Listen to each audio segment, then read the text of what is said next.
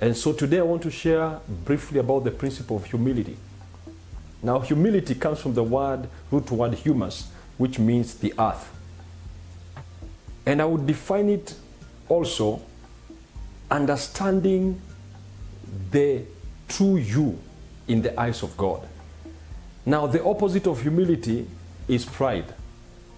Now, I would say pride is overestimating who you are. Now, you can also underestimate yourself, and that is what we talk about, low self-esteem.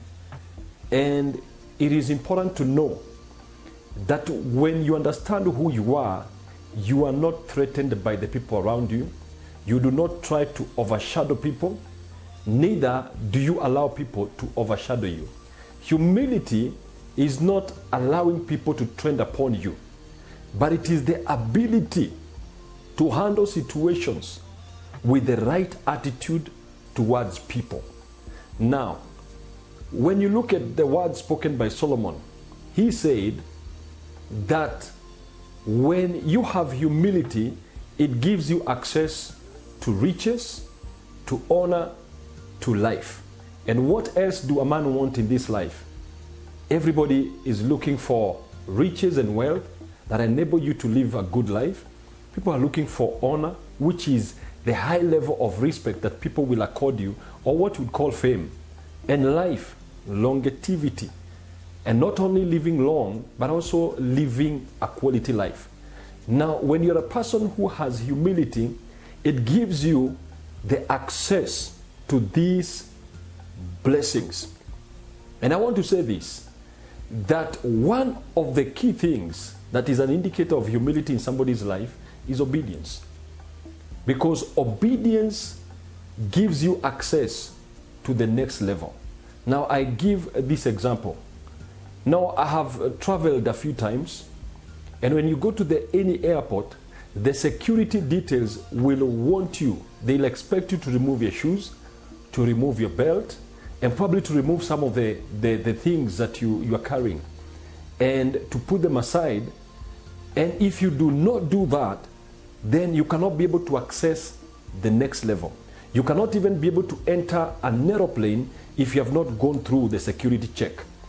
Now, many people, or almost everybody, I've never seen anybody at the airport say, I will not go through the security check, because they know very well when you do not go through the security check, then you cannot access a flight. You may have paid, you have a ticket, you may be an important person in your own eyes, or even in the eyes of other people. But having a ticket does not guarantee you that you will fly out of a nation to another nation, or from one city to another city, without going through a security check. And so this requires obedience. And it is a major sign that those people who are obedient, it is a reality that they are humble people. And my challenge to you, it is good to check in your own heart, to check in your own mind, because this is a challenge for self-analysis. It will enable you to know, am I an obedient person? There are different entities that require obedience. One, God expects us to obey his laws, and we cannot obey his laws unless we know them. Therefore, the study of the word of God is a sign of humility, because that is an indicator that you want to know what you need to follow. Now, the second entity that requires our obedience are parents. And there is a blessing that is attached to the obedience to parents. Many people think that it is just, okay, this is just my phone saying that I need to pick something. It is a principle. Now, the same way, unless I obey the phone and switch it off, it will keep on interfering. I had to obey. So that is a sign of humility to a principle of switching off phones. Now, I continue. Now, when you look at parents, they are the people that brought you to life. And when we obey them, there is a blessing attached to it, the blessing of long life. And it also says that it may go well with you. When you are humble, you have no problem in obeying parents. And when you obey them, then it gives you access to long life and gives you access to things going well with you. This is another check. It is good to check on yourself when things are not going so right. Check, are you having a good relationship with God? Are you obedient to your parents if you're a child?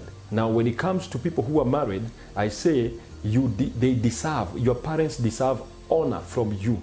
You may not run when they call you, but you have a responsibility of showing them respect that they deserve because they brought you here on earth. Now, the third entity that requires our obedience, it is the government authorities. Every government in this world is instituted by God. And when we obey the government laws, then we are obeying God. And many times you find people who have been in trouble are those who do not obey the laws. Simply because they are also going against the commandments of God. And I'm not saying that we obey the bad laws. We can be able to raise up a voice against bad laws, but we have to do it respectfully to the authority that God has given over the government. Paying taxes is one of the requirements. Remember Jesus Christ, when he was approached concerning taxes, he did not argue and say, I'm God here on earth. Or he did not brag and say, do you know who I am? Because one of the key indicators of pride is people who keep on asking, do you know who I am? Do you know the connections I have? That is a sign of somebody who is intimidated and they are trying to use their position to try to intimidate others. And it is not a sign of humility. Jesus himself paid taxes. So when we obey and we pay taxes, we are also allowing ourselves to access the blessings that belong to that land, because every nation has got riches and wealth that are deposited there by God. And one of the ways to access these riches and wealth is when we respect the laws of the land with humility. I want to finalize by saying it is important, if you're an employee, respect your bosses. Remember, your boss is the only person who probably gives you up money from January to December.